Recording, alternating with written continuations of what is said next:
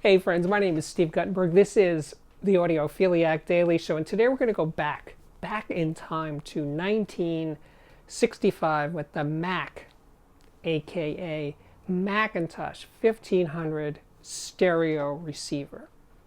It's a historic piece. They didn't make that many of them, but it was their first receiver, their first stereo receiver, and it was a hybrid of sorts. It had a tube tuner section, it had a tube power amp section, and a solid state preamp section.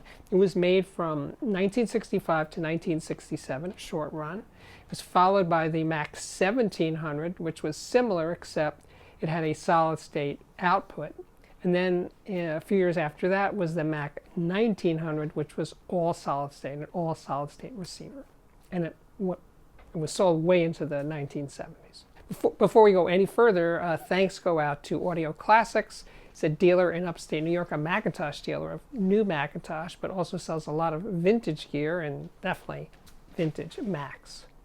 The other thing, I'm so impressed with the way Audio Classics packed this receiver. Now, obviously, they didn't have the original packaging, and even if they did, 55-year-old cardboard box is probably not going to be in great shape, right? So they use a new box. They put a wood plank in the bottom of it, which has a cutout for the faceplate and the feet. And then it's definitely secured down to that wood plank, and there's thick cardboard over it. The receiver is held in place very, very securely. The tubes are actually in their sockets. They weren't in separate boxes. No problems there. It was really, really good. The other thing that was nice that Audio Classics did was they included a copy of the owner's manual, not the original owner's manual, but a copy of it. So I could look through it and see all this cool stuff about the Mac 1500. So, yeah. And by the way, it was called Mac 1500, not the Macintosh 1500, just MAC. So I guess they wanted to separate it from all the other products they made, which were called Macintosh. I mean, it says Macintosh on the back. It's made in the factory in Binghamton, New York, where all Macintoshes are made, but I guess it's a breakout division of Macintosh. Now, I will say, as I listened to this piece, it was like time traveling. It does not sound like a contemporary piece. I'm going to get more into the sound itself, but I will say, the tuner. Now, I haven't listened to an analog tuner in a while, and I haven't listened to a tube tuner in decades, many, many, many decades. So, no, it's kind of noisy. Listening in stereo, because it is a stereo receiver, was noisy in terms of hiss, and the sounds of analog radio were coming through. It sounded much better when I listened in mono.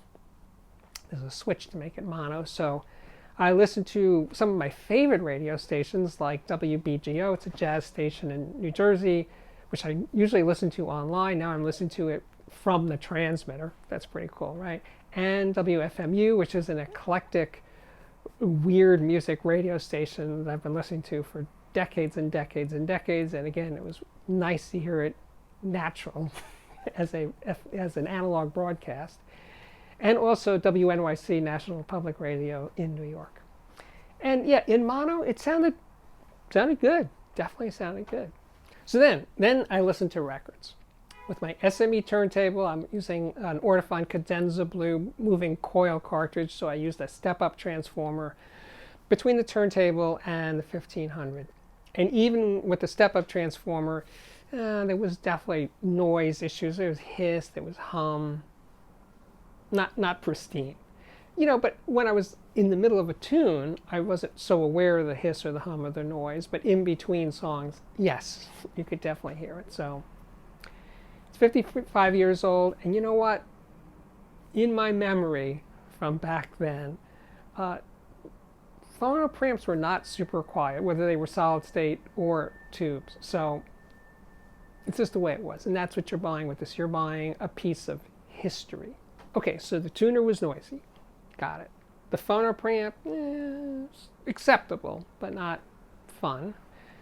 But when I listened to the aux input over my clipped Cornwall 4 speakers, I wanted to use let's say, a period accurate speaker. So, though it's the new version of the Cornwall, it's kind of like the originals. They would be in the same time period as the Mac 1500 and an old Cornwall. Anyway, it was really quiet with the Cornwalls. No tube hiss, no hum, nothing. Sounded great. So I did the bulk of my listening to CDs and music-related videos, and I'll talk about those in a minute. So I didn't mention the power. The power rating is 30 watts per channel for 4, 8, or 16 ohms. There's a barrier strip. That's what that screw terminal is on the back of the receiver. They didn't have binding posts in 1965. That came later, so you'd have to mess around with those little screws and with those tiny spades and stuff, which I don't have on my speaker cable, so it's sort of a pain in the ass to hook it up. And same for the FM antenna. A little cursing going on getting this thing up and running.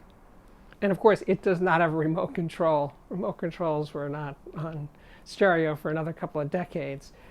So, but the feel of it, the feel of those knobs, just and the switches and stuff, they felt great. It's something to be coveted. Oh yeah, and of course it was made in McIntosh's factory in Binghamton, New York. Oh, and I'm showing this book, this McIntosh History of Macintosh book written by Ken Kessler. That's long out of print. They're really expensive, but I'm lucky enough to have one. Yeah, if you're into Mac, really, really into Mac, you got to get this book. You're going to pay through the nose for it, but I'm pretty sure it'll be worth it to you because it's just so good. The pictures, the writing, everything about it is so well done. So what does it sound like? Well, when I was playing CDs and movies, the records were not so great, radio was not so great. When I was playing CDs and movies, the sound was very immediate, it really cut through, especially in the mid-range. Everything sounded very present and clear. Stereo imaging was big and bloomy, not focused or precise sounding at all, but just expansive. It's not about clean or precise or transparent or anything. It's just like a power statement. That's what it felt like. So by the way, speaking of power, I watched a movie, a documentary. I love it. I have the DVD, the Blu-ray actually, of this movie called It Might Get Loud. And it's a coming together of 3 generations of guitarists. Jack Black, formerly of the White Stripes, of course, Edge from U2, and of course Jimmy Page from Led Zeppelin. And they all literally come together and they sit in a studio and trade stories and show off their cool looking guitars. But a lot of the movie is background and how they got to the place and clips of their performances and stuff. But it's a really good movie, and it sounds really good, especially the parts where they're together in that room. And by the way, I also used a modern speaker, the KEF LS50 Meta, because I thought, maybe the Cornwall's too easy. It's a very high sensitivity speaker. How would this thing drive a modern low sensitivity speaker? So I stuck in the Metas, no problemo. Sounded really good there. Yeah, it's funny. I probably watched more video, music things with the 1500 than play CDs or records. And the other one that really jumps out of the deck is the Pixies at Newport, and they do an all acoustic set. And it's so cool to hear them not plugged in, because each of their parts, Kim and Joey and Frank, they're just so much clearer in an acoustic setting. And they do seem to really enjoy it, and especially Frank is just joking around, and he's totally in control, and the rhythms that they pound out are so good, so good.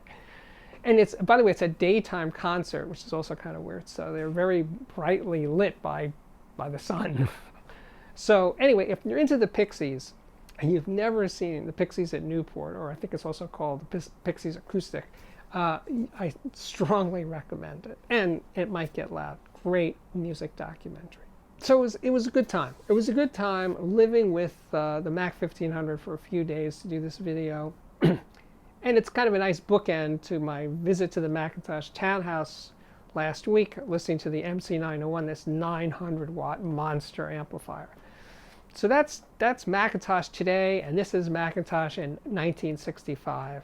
Of course, they were founded, I think, in 1946. It is, I would say, the most iconic audio company in the world, just because of its staying power, its commitment to quality, still building things in Binghamton, New York, not in Asia, no, build them there, same as it ever was. So kudos to Mac, and thanks again to Audio Classics for lending the 1500. My name is Steve Guttenberg. This is the Audiophiliac Daily Show. If you like what I do, please subscribe to this YouTube channel. If you have already subscribed, thank you so much for doing that. You can also check out the Patreon at patreon.com/audiophiliac. And while you're here, you can check out playlists. We got playlists for speaker reviews and headphone reviews and electronics reviews and even music reviews. I am modeling for you one of the Audiophiliac Daily Show t-shirts, which you can get at Teespring, and those will be linked to below as well. So I think we're good. Thank you again for watching, and I really do hope to see you back here again very, very soon. Bye-bye.